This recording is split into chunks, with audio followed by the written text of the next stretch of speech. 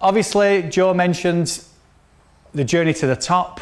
Quite often we think that it's linear, it's a straight line, it's straightforward, there's no hurdles. We all know, just like learning, learning is messy, elite performance is messy, this development program is messy. And it's how do we recognise that within the plan that we put together for the young people. So obviously there's some common myths out there, there's a lot of information. Just run through some of these to start off with. We've got that the journey is linear, that it's staged. Istvan Bali, 2002, came up with long-term athlete development program where we could put different compartments and children would go through these different stages in a nice way, and then eventually they'd be superb at the end of it. And we know that doesn't happen. They talked about windows of trainability and opportunities, and research has shown that everyone's an individual. Their bodies grow at different rates, so how can we just have these certain periods? The fact that it is staged, as we say, running all the way through, that it's based on early measurement. The worst thing that happened was Tiger Woods going on Bob Hope as an 18-month-year-old and hitting that golf ball.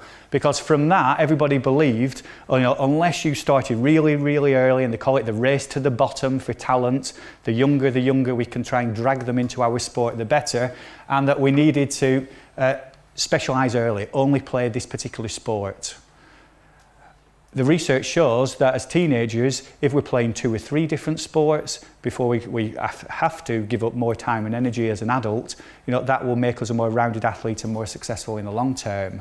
That things are replicable. Just because one person had one pathway, again, the Tiger Woods effect, or Rory McIlroy, because it's Ryder Cup, I've got lots of analogies today, sleeping with his 4-iron as a 4-year-old in bed.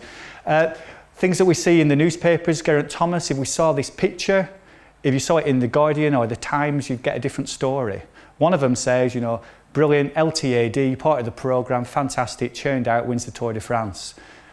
If you've read The Guardian, it talks about the fact that at school, he played lots of different sports, he had a great PE teacher that got him involved in as many different things as possible. He didn't turn up being the finished article as a 3-year-old. He turned up, he didn't have a bike, on a track that wasn't state of the art. Somebody helped him, supported him on that journey, and he came out and he succeeded where he succeeded. So it is quite difficult if we just see news stories, and there's wonderful stuff out there on the web, but we just have to be mindful of what the underpinning things are. We've got athletic development models for sport and all sorts of things that say at different ages, boys and girls should do this and should do that. Yes, but just be mindful. Those are lovely as guidance, as a framework, a bit like you said about the Snickers framework, wonderful. But the specifics, every child is different. Okay, so we need to navigate that. Even better, some of the fake news that we see, and again, this can influence some of our expectations. This idea, Malcolm Gladwell, journalist, fantastic writer, lovely book, 10,000 hours, took a piece of research done by Anders Ericsson at University of Florida State University, all to do with people learning the violin and learning how to play chess.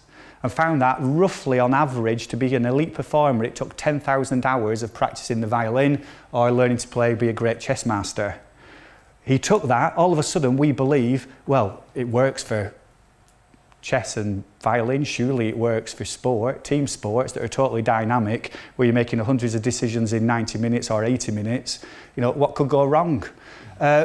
And because of that, right, 10,000 hours, we've got 8 years, so that means I've got to train for 5 hours a day, 7 days a week, or else I won't get my 10,000 hours. It's again, a nice framework because it makes people realise you're not going to become an overnight sensation, and you need deliberate practice, you need to take your time, and it needs to be systematic. But it's difficult thinking that we've got to do more and more and more and more and more, which has led some parents to go down that route. The other one about biobanding, and again, in different sports, heights, weights that we're going to first quartile. So, if I was born on the 1st of September, I'd be the biggest and oldest and strongest within my peer group, so maybe all of us come together. If I quartile 4 right at the end of a school academic year, we need to group them differently. Positives and negatives, this isn't a panacea, this isn't, something that's going to solve everything. Learning styles, the dread VARC, questionnaires, all the rest of it. There's no research support for learning styles. You know, there's an awful lot to do with learning preferences, which is wonderful, as understanding your son or daughter, how they would prefer to learn, therefore as a coach, how we interact with them in their preference. But we need to develop them holistically in all the other ways of learning. But still sometimes we say, oh, he's a visual learner, or, you know, she's an auditory learner. And then we've got this idea of trainability, that everything is scientific, that everything is physiological, everything is strength and conditioning, and it's holistic development. So yes, we need to recognise those things, but put everything into our rider development plan. Some of the things, principles of the rider development plan, this relative age effect. Remember, if you've got, you know, children in the same group riding together, you know, some of them, although chronologically they might be in the same year at school, some of them to do with trainability, the training age, they might have been cyclists since the age of 3, some of them might have come in at the age of 10, so they would have a different training age.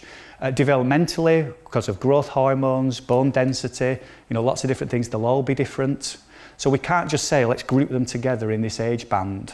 And this is where the use of role models, older and younger, come into it really positive as well. The fact that learning should be messy that we mentioned, that it's a non-linear journey, the rocky road, we'll talk about a little piece of research there, that we need multiple entry and exit points, what that gentleman said. You know, everyone's been saying that, and we need to plan that within this pathway and communicate it to people as well. That we've got individualised, that every child has got different needs. We're not saying that every coach has to give an individual training plan one-to-one with the rider. But all of us should understand that every rider has individual needs, something slightly different. So we could give them a slightly different challenge. So they might all be on the track together, but they might not all be working on exactly the same thing at the same time. The individualised nature, if we look at this age band here, you know, we're going from childhood to adolescence with growth hormones. We've got parents and siblings and peers moving over to the relationships with peers, coach and parents, taking slightly different order of levels. We're going secondary school, we're going to have GCSEs that are coming up for some of us. There's going to be a lot of things happening within their life. And Wallyman and Laverley put together a nice thing, just a chart to remind youngsters that they've got so much going on. And self-determined. The one thing we've talked about is parents, and we've talked about coach, but later the most important person is going to be here, which is the rider, your son or daughter, that human being. Now they need to drive this. It's fine you being able to tell them and help them and guide them, but self-determination theory talks about the fact of autonomy, responsibility, you know, relatedness, understanding how competent they are, how good they are, realistic performance evaluation and all those types of things. And that needs to be embedded within our pathway. So, the talent journey, we could talk about this, and it could be any particular sport, but if we look at this journey, and we're saying here, if we take you as a, say, a 10-year-old running right the way here to a 25, 26-year-old, up and down, what could be happening during those fluctuations? From what you've already said in the different debates that you've had earlier, what type of things might be happening? Any offers? Illness, injury. Illness, injury, which leads to deselection. Okay, could be a massive drop-off. Gentleman at the back. Physical development, and again, not just physical development, but the synapses in the brain, so problem-solving, decision-making, concentration, etc. But it could be coordination, core stability, flexibility, etc. Could lead to a down. Okay, up, performance times, you know, with power increases, could get much quicker. Anything else? Wonderful exam periods. Mocks might be coming up in a year. I know GCSEs, a lot of schools are starting that in year 9 now instead of year 10. So they're putting children under a lot of pressure a little bit earlier so they can spread it over 3 years. So definitely exams. Anything else? This gentleman said not PC, but I think he mentioned boyfriends, girlfriends, break up with a boyfriend or girlfriend. You know, and you can imagine all the other things. Family splitting up. Childcare, having to be away at certain weekends and maybe not being able to attend events and races. Anything else? Just confidence, not I think. Yeah. Wonderful, which is another thing we'll go on to a little bit later. But confidence, this fluctuation. And where do they get the confidence from? You know, are they building up an evidence bank? How accurate is that? And how do we help them do those things as well? This is what we need to be aware of. Where does it come from? Okay, Professor Dave Collins, Anya McNamara, did a work about this rocky road of development, and what do we need to give them emotional challenges as well as physical challenges. And you can imagine, obviously, all the different types of roads. Stage 17 Tour de France, amazing challenges. If you survive that at the end of it, absolutely fantastic. And again, we'll put the research papers together if you're interested in them. It is fascinating. So we've got this idea of a rocky road. We have the idea that we need to individualise every rider, every person differently. Sons, daughters, riders. That we need individual holistic focus of support. Maybe in the past, because of LTAD, we've been very mechanistic, all about physiological development of children and how they are like machines and we can build them as they go through life on these different stages. We need to try and create the best possible talent and development environment. And again, I can't remember which gentleman said it, but they said it's about the environment that we create, that we can nurture these youngsters. So from environments, there's a model from Russell Martindale and colleagues, really useful one as parents to keep, just looking back to. Do we have a programme for your son or daughter that is integrated with the coach, with the parent, with the rider, with any support people, with the national governing body, with any strength and conditioners, sports psychologist? Is it holistic, so it's the development of the whole child, just not performance times? Is it systematic? Do you know how, where, when, what, why, etc.? Over on the other side, is it very much about, appropriate development, this long-term support, not just, if I don't win this race, I'm not going to be in the squad. If I don't win this race, I'm out of the squad. Are we getting very much this individualised ongoing development? And again, I am mindful as a level 2 coach, it's not about you giving individual programmes. It's about you recognising that all the children in front of you are different. And you get to know them, and you will probably have slightly different expectations and slightly different support that you would give. But the very key one, I think, here is this wide-ranging, coherent messages and support. This is where our triad or the dyad of yourself and the rider, if you're going in different directions, they need to hear it from everybody. They need to hear it from British Cycling, hear it from the club, hear it from the coaches, hear it from the peers, hear it from the head of PE, that they value, the life choices that they've made about being a cyclist and all the dedication that they put into it. So again, this is a nice framework, and it gives you some ideas of what could happen or should happen that you can refer back to. So the aim of the programme is definitely about developing the whole person. It is about a filling the gaps approach. Your son or daughter might be really good at some things, not as good at other things. Your demographic area might have lots of opportunities, might not. The coaches that you have access to may have specialisms in one area, maybe not some of the others. So it is about putting a plan together that does a needs analysis, for your rider, your son or daughter, and then is able to fill the gaps for you. But also it has to be based on some sort of performance criteria. Now, these can provide anchors. So as they get older, they can always say, yes, I have achieved that. I've got those performance anchors. I know I've got that evidence in the bag. Dave Aldred talks about creating a filing cabinet of evidence in the brains of young performers so that when they're under pressure, they can revert back and say, yes, I've done this before. I know I can do this. And Alfred Bandura calls it self-efficacy. All right, but it's really, I've just got all that evidence in the back of my mind. I know I can do this. Not because my dad tells me or my coach tells me or my mum, I know I can do this because I've done it before. I've built up the evidence. I've got the skills. So what we've got is a little fill the gaps exercise. So we have some of the little post-it notes, and again, you all come with this with all different levels of knowledge and information and understanding. What we'd be really, really keen to find out is which of these areas, equipment, riding techniques, riding tactics, the mental side of the sport, the physical side of the sport, which areas do you not feel very confident on?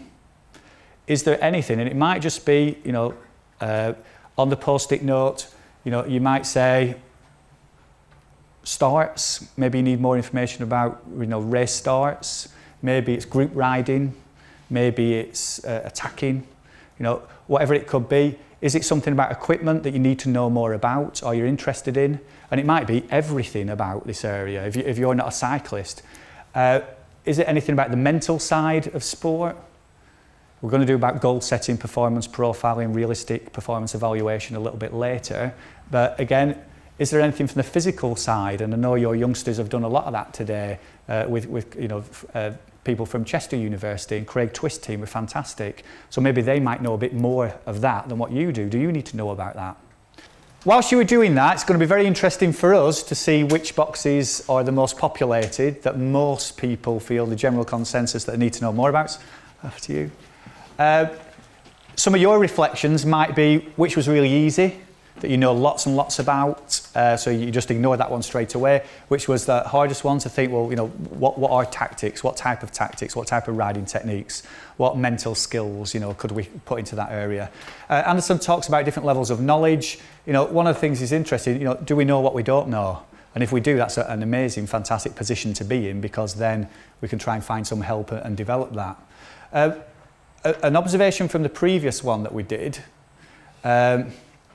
was we would ask parents to prioritise these 10 different things, and we then ask them to say, right, so does that now, you know, dealing with pressure, knowledge, understanding sports tactics, questions and experiments, you know, are those things that you've already considered when you were thinking of those categories?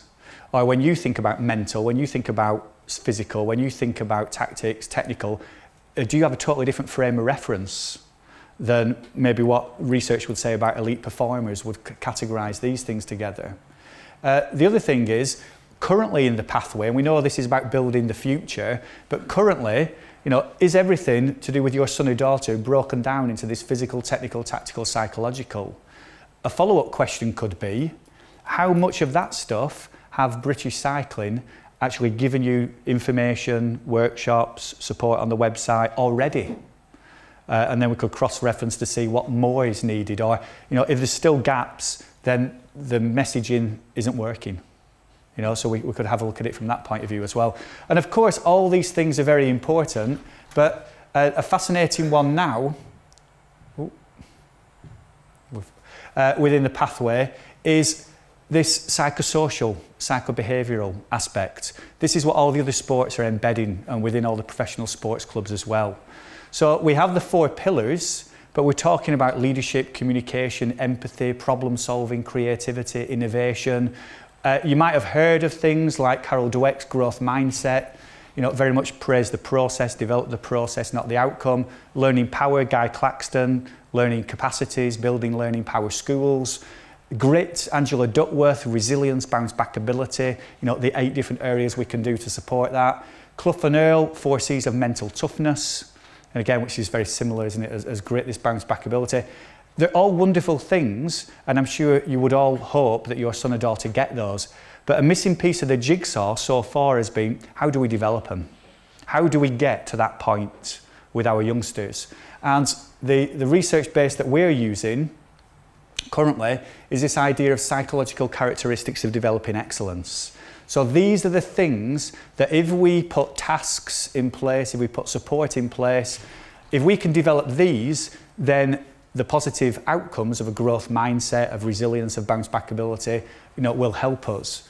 What are they? The research says effective and controllable imagery, focused distraction control, realistic performance evaluation, role clarity, planning, goal setting, quality practice, resilience, creating, using, supporting networks. What does it really mean? Okay, what is in the real world? And sorry, I'm struggling because of the light on there. But if you think about your son or daughter, are they asking themselves, what do they think about pre-race? How can they see themselves being successful? Do they, you know, imagery, use of positive pre-performance, post-performance? Do they see the line that they're going to attack to the first corner? Some people talk about seeing a blue line. Other people see themselves doing things in slow motion. Other things see themselves and sit down and see themselves winning. And you can trick your brain, you know, through imagery. Paul Holmes came up with a method called PetLib, you know, to help young performers get better at mental imagery to help them with their performance. The next one down, during a race, a run, what am I paying attention to? Focus, concentration. You know, there's exercises that you can do to try and help them be more focused during the race, different little triggers that they can try and see. The next one, what's my role in the team? Who is my team? Brilliant. Who should do what to help me get better? understanding these supporting networks. The gentleman there said, so confusing.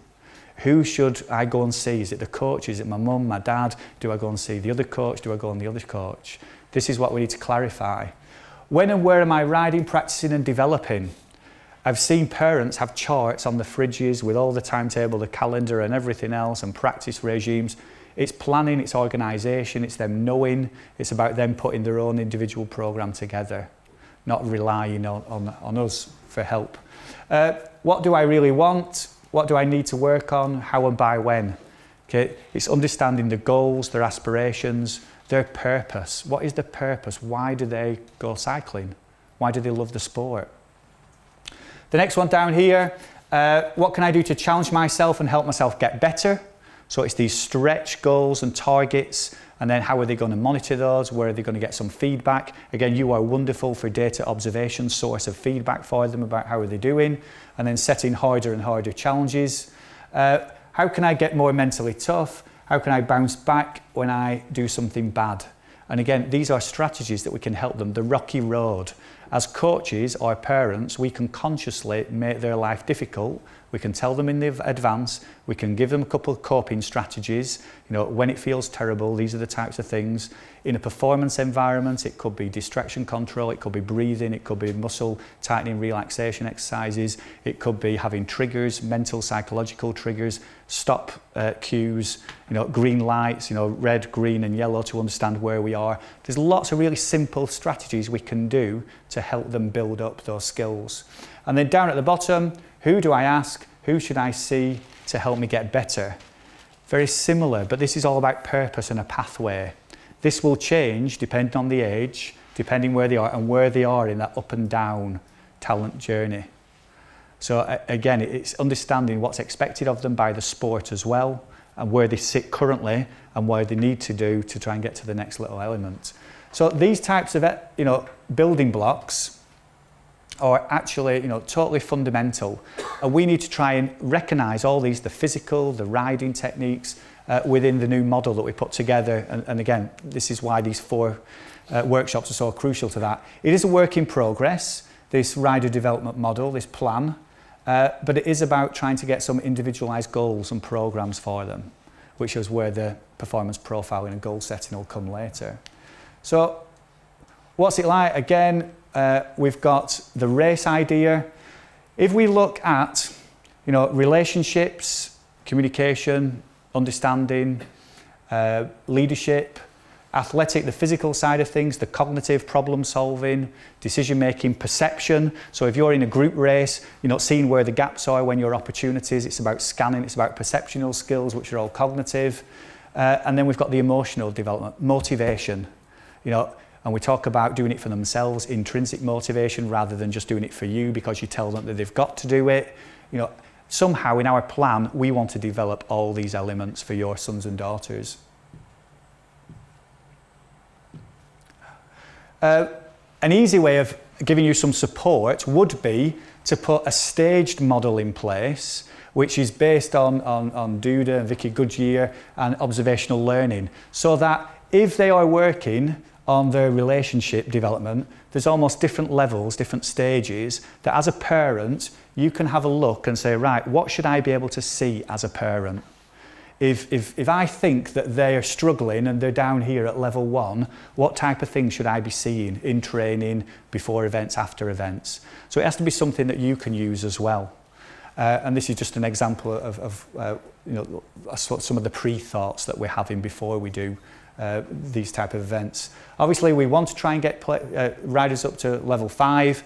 Everyone's individual. Your son or daughter might be here for relationships, might be physically, athletically, all the way up here. You know, emotionally, they may be somewhere different. So we can have all different types of plans. And that's where we need to give individual targets and goals and set things for them. Just a couple of things. We mentioned about websites, social media, technology that's out there. There's some amazing things, you know, that are out there on lots of websites. Just be mindful. An interesting one that's doing the rounds at the moment on Twitter is this ladder of potential.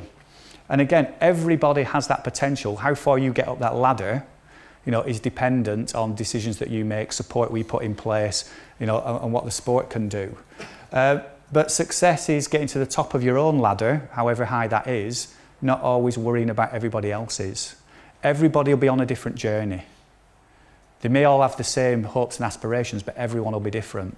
And there's another nice little tool to do with your sons and daughters here. It's 10 attitudes that young athletes need for success, and getting them to self-analyse. Do I do this? How do I do it? Why do I do it? Why do I not do it?